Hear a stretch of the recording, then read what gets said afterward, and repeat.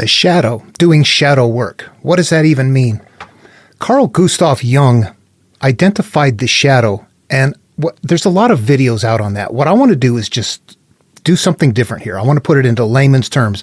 I'm good at trying to understand something, distill it, and then repeat it to other people in ways that you can mentally interact with it. You go, okay, I get that. I see what that is. All right. My name is Dan Paulson. Welcome to the video. What I want to say is this. I have made a major connection between material from antiquity and psychology. And what I want to say is that the shadow in teachings, in ancient teachings, shows up 6,000 years ago in Babylonian material. It is not called the shadow, but once you identify it, you see it is there, and you see it all throughout religious material. The shadow is there. The religions are a way to live life looking outward, never turning inward. But if you turn inward with the material, learn how to interpret it, what this does is it shows us where the shadow came from and how to manage it. If you get into the monomyth is going after the shadow. All right, let me talk about what the shadow is in my terms. Okay, so first of all, you have a shadow. I have a shadow. Everybody has a shadow. People who have become completely enlightened still have a shadow. What is the shadow? There is something inside of us that drives us. There's qualities that we have at birth that drive us, and there are qualities that come about as a result of life experiences and the way that we judge them. Those two sources right there comprise the source of the shadow. The shadow happens when you're acting out or doing something that later you wonder why I do that, why I feel that way, why my head is in a tizzy, why I can't relax, what is it that's in here, what is it that makes me act out, scream, get whatever, all these things. Or maybe you don't get that extreme with it. Maybe you're just sitting there trying to be peaceful and it's not at peace. There's something in your mind that is creating turmoil and you don't know what it is. It's in the shadows. All right, so ultimately, it's like a part of your subconscious mind that is a part that you don't want to deal with. It's in there or you're not aware of it. We all can turn to our memories and remember all kinds of good things. Now, look in your own mind and find a place where you've got the bundle of things that are like, okay, this is the shame, this is the pain, that happened long ago. But if I think about it, it makes me feel bad. I don't like it. All that stuff, I've got all that stuff put away and tucked away somewhere where nobody can get at it. That's where the mental shadow comes from life's perception. Lao Tzu, Tao Te Ching. Yet mystery and manifestation come from the same source. This source is called darkness. Darkness within darkness. The gateway to all understanding. This is more recent. He's pointing to the shadow. Now, the other part is very important to talk about. Many people neglect it. There's a part of the shadow that we are born with. And this is why it's difficult for people to understand it. That shadow varies between person to person. It's dependent upon brain type, and it's based in evolution. If you can't get there, you're not going to get that part of the shadow, period. Humans are born with sex drives. Actually, all animals are. Sex feels good. We want to have sex. We think about it. We reach out. You're like, oh, no, that's sinful. I can't do all that. You know what? From an evolutionary standpoint, long ago, the best thing to do is everything procreate as much as possible. Number one, life is difficult. Children are probably not going to live very often. I mean, life would be very difficult. Sex is something that is important to continue perpetuate the species, and we all have those drives to varying degrees. Most people have very high sex drive. And whether you're married or not, you might have thoughts and, oh my gosh, this or that. I left that purposely vague. Just think in your own mind, the thoughts that you have, the things that are there we do that within our own heads. We might talk about it with others. Now, people like us, you might think about it and keep it to yourself. I've worked in the environment, though, where people out there don't have those same kind of filters, and they'll be talking about it. I used to work with people. It would bother me. We're full, grown men driving, to work, going through towns where the girls are out there in their bikinis, selling the car washes for the high school, summer trips or something like that. And they're like, oogling the girls and everything. I'm like, those are like my daughters, you guys, you freaks. There's differences in the way brains work. That does not mean that desire is beyond me. It just means that I filter it in different ways. And what I recognize when I feel that way, that it is based in evolution, and it's not something that I'm going to go act upon. And I'm not going to sit there and say, oh my God, I'm a sinner. I need to go to hell for that. No, that's we're not man. Then you feel bad. Then you live bad. It's not what we want to do. All right, now to step back from it a little bit and try to look at it in bigger terms, the shadow is really what we're living through. It becomes our subconscious. When you're born, you don't have, well, you have a shadow when you're born, but it's not going to act out. You come born with a brain type. You come born with preferences and things like that. And you're going to want to be an adventurer or somebody that, like the big part of the group, the extroverts that all get together, or you're going to be introverted and sensitive and out the outside edge of the group, kind of the first line of defense. Fewer of those. Yeah, you don't need a lot of introverts outside the group. You need a big group of people inside that are reproducing. And what do we see? A big group of people out there that are reproducing while we're outside the group going, what the hell do we do now? It's still happening, but we're not on the savannah. We're in neighborhoods. Okay, and my stress here really is to point out that this is an evolutionary process and that there are brain types. This is so critical to understand. One size does not fit all, and this is not going to apply to many people. Or, they're not going to understand it and they're not going to want to do it. So if you're on board with wanting to do shadow work, this is what's happening from antiquity. All right, so the shadow then really is the things that you're born with that you need to understand, and then the mass of memories that you become beholding to in life. You've got all these things that you've learned, these things you believe, things that have happened that you now hold negative energy towards. The shadow is really meant to describe the negative part of us. There's other parts that emerge from us that are in the shadow or they're in the background that are no big deal. Oh, I smell that pie. That reminds me of grandma. Those memories come up. That's you just got triggered. You know what though? That's fine. Act it out.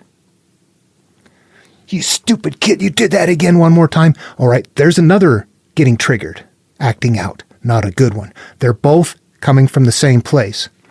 What did we just read from Lao Tzu? Yet mystery and manifestations, the good and the bad, come from the same source. This place is called darkness, darkness within darkness, the gateway to all understanding. Jesus is going to tell us to enter the narrow gate and do some stuff in different verbiage, but he's going to teach us the same thing. Although he's idol worship, we know what Christianity is. Sadly, Jesus has taken a beating. All right, so I want to leave it there. I'm sure people that know about the shadow would probably just, oh my God, what did he just say? Are you serious? What I want to do is just make this interactive to the individual. Okay, we're not going to go to some clinic and sit down and pay, $400 an hour to somebody help us figure some stuff out. We need to make some progress. And this material was written 6,000 years ago. Guess what? They were not spending thousands of dollars and going into offices, laying on a stone couch and having somebody figure it out. You figure it out on your own, and here it is nested in the material. They had time on their hands. We do not. So let's just cut to the chase and get to the point. They did know we are a bundle of our memories, and we're living through that. What does Carl Jung say later? We have a shadow, and we need shadow work. Okay, let's see where it appears in the Babylonian creation myth, the Enuma Elish. And I'm going to bounce around and show you where it is all over the place. But you're going to have to let me talk about them because none of them are going to say shadow work. And they're held in very old stories that have to play out in the mind. Every one of these, when we go through them, every one of them is in the mind. It's not in the world. We have to interpret them with 100% consistency to get to the same place with them. We can't treat them any differently.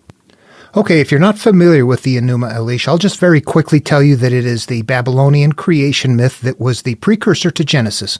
We can find the same steps here in the Babylonian work as there is in the first part of Genesis, before chapter 12, down to 11 to the story of Babel, where they're separating from here.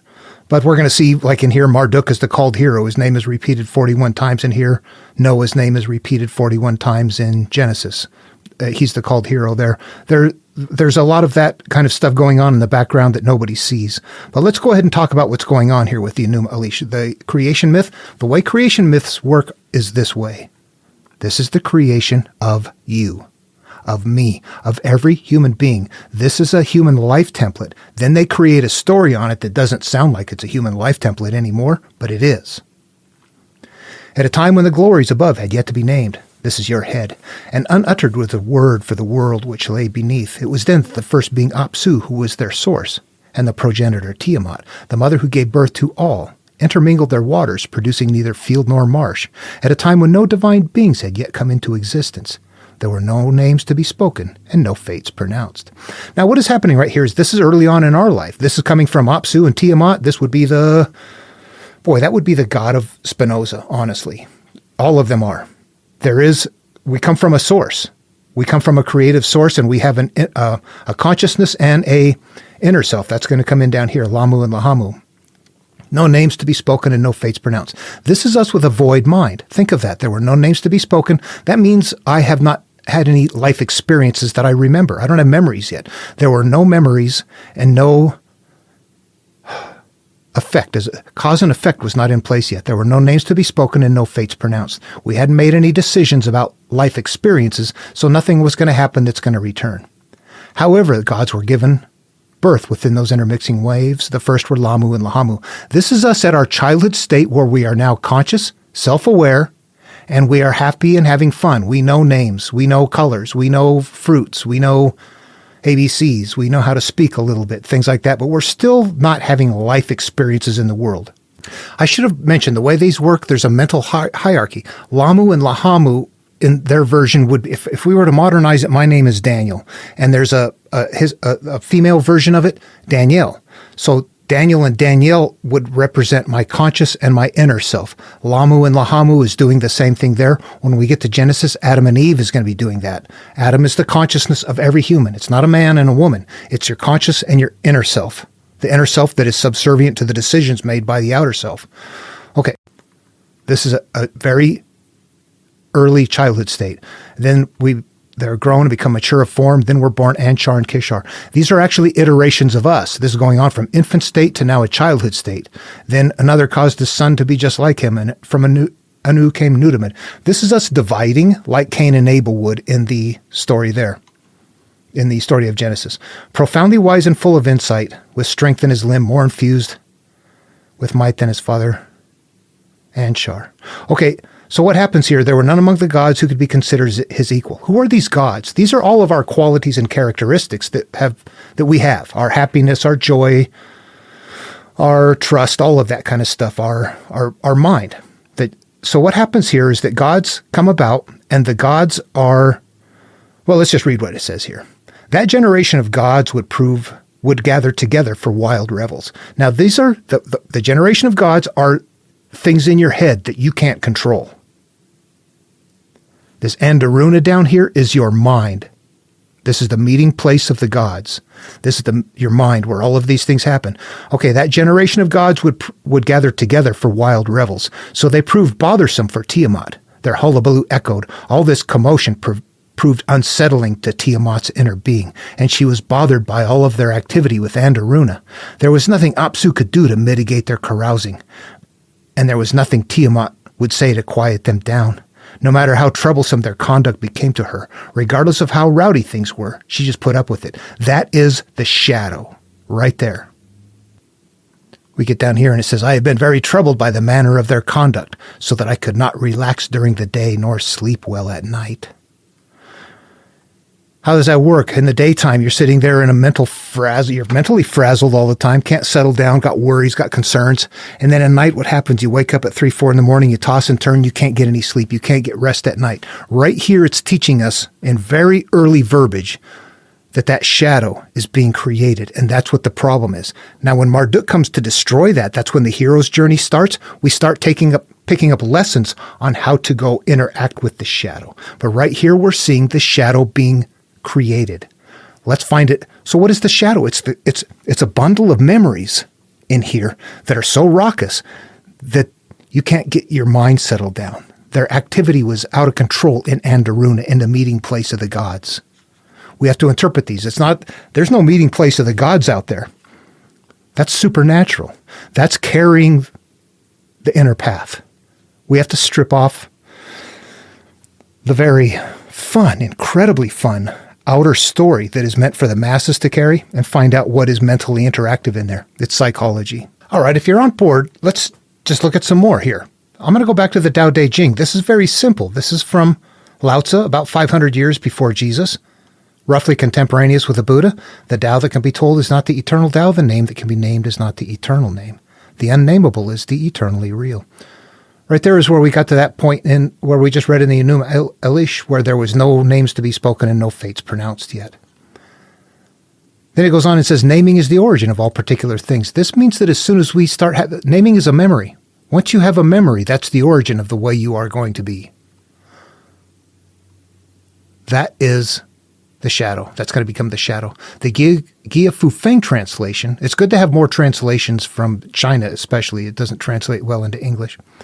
The named is the mother of 10,000 things. Oh, there's a lot there. That's it. That right there is going to be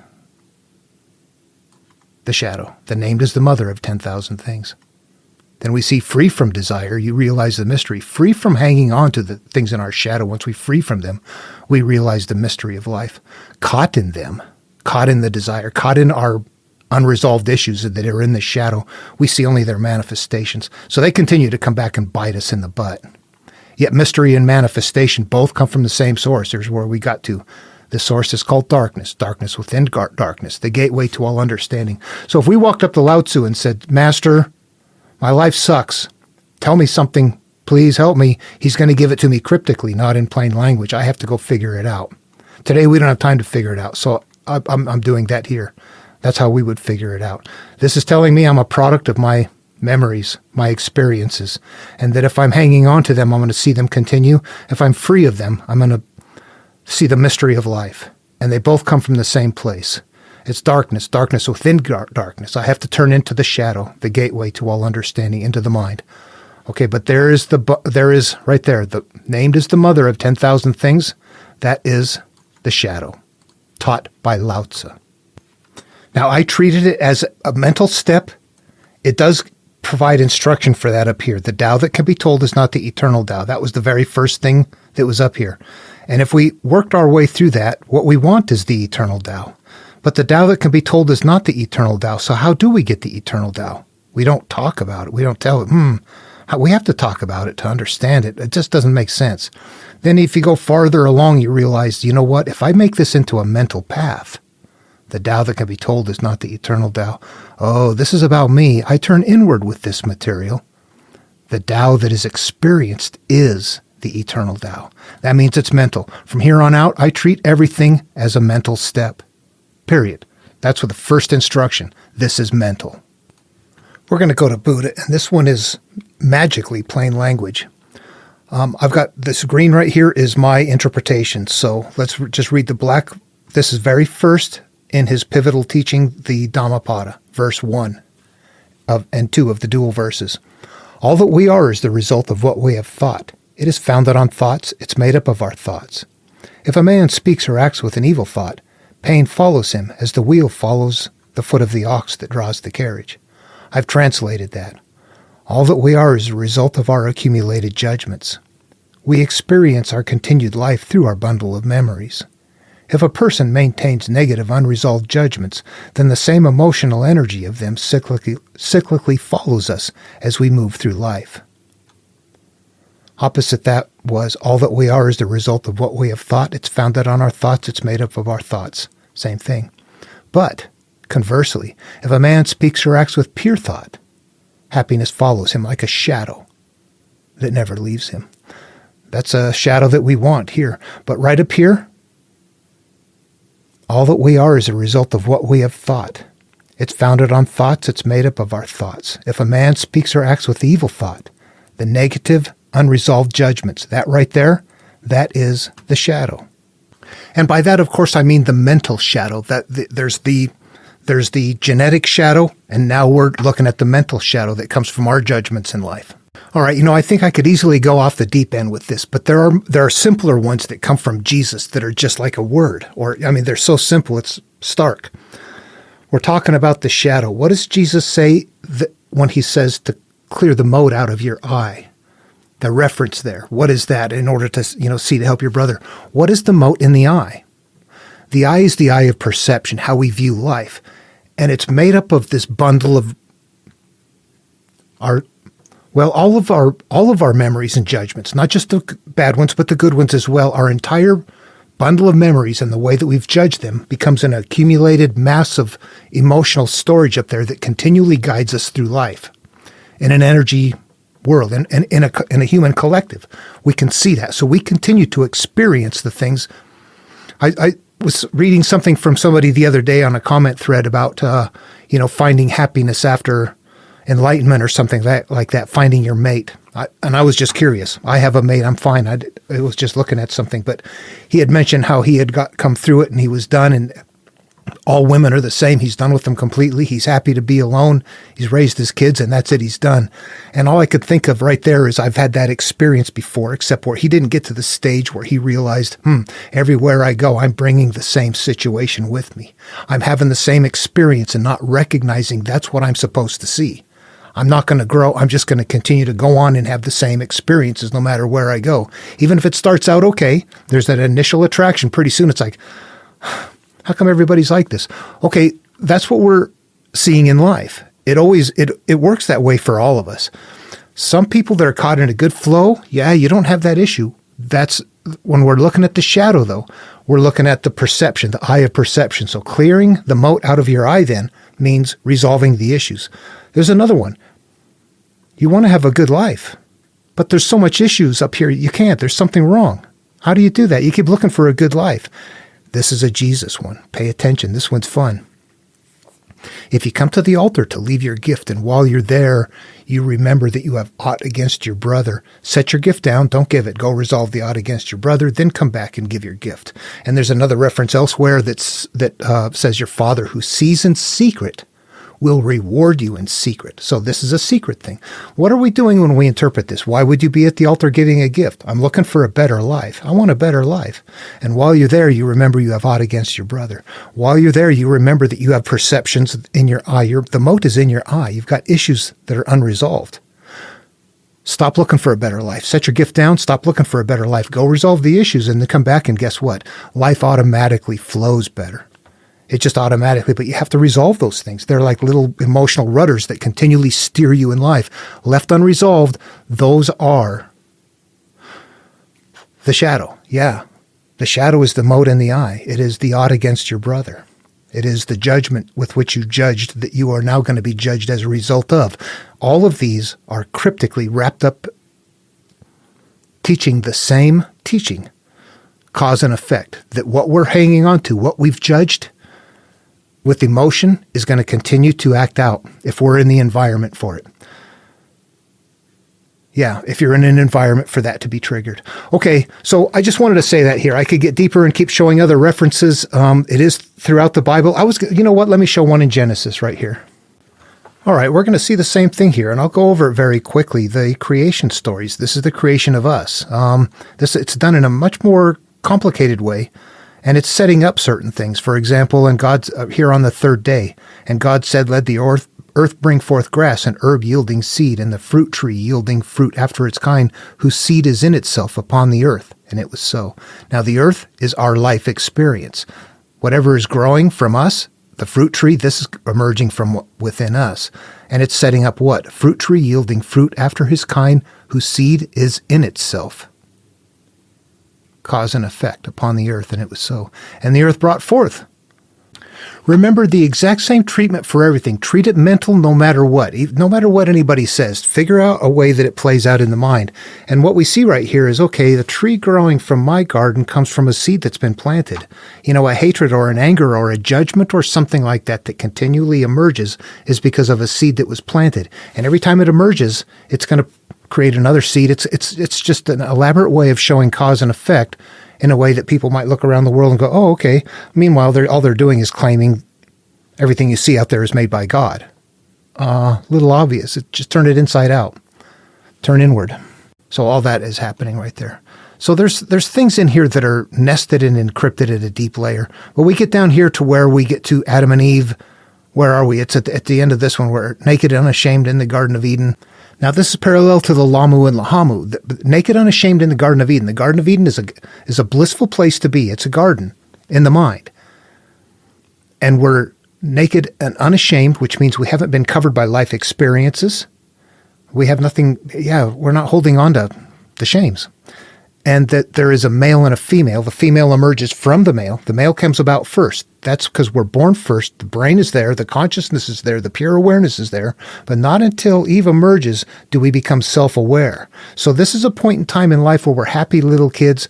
We know enough to know our ABCs and things like that and ask for things and yum, yum, I want more ice cream. We're not just little infants at this stage. waiting for somebody to care for us. This is a stage where we're happy little kids, but what happens for sin? That's going off now and having life experience. Then we go off and have life experience, and we're no longer naked, which spiritually means we're now covered in shame. We move on. We got our punishment. Here's the pain in childbirth. There's your cyclical pain. Instead of the wheel following you, now it's like, okay, every time this emerges from within you, it's going to be painful again. Let's see. We move along. The division happens here. The Cain and Abel division happens. Then there's lineage that goes on. But what happens here, right down here, is where in chapter 6, and it came to pass, when men began to multiply in the face of the earth, and daughters were born unto them, that the sons of God saw the daughters of men, that they were fair, and they took them wives of all which they chose. All right, are you detecting that there's a parallel here to the Enuma Elish? There's a creation, then it moves on to steps along the way, then things get corrupted. It goes bad. There's lineages of us as we move along, and then we get down here where, and the sons of God saw the daughters of men, that they were fair, and they took wives of all that they chose. 4. There were giants in the earth in those days, and also after that, when the sons of God came in unto the daughters of men, and they bare children to them, and the same became mighty men, which were of old, men of renown. That doesn't mean they were good. These represent the gods that were raucous. And this world that is happening is your life experience, and these are the raucous gods. And then what happens? The wickedness of man was great. That's us in the earth. My life sucks. And that every imagination of the thoughts of the heart was only evil. My emotions, evil continually. I can't settle down. My mind is frazzled. And it repented the Lord that he made his earth, and it grieved his heart. It repents us that we have had our life experiences. This is the shadow. But Noah found grace in the eyes of the Lord. This is when it's time to go in and start going after the shadow.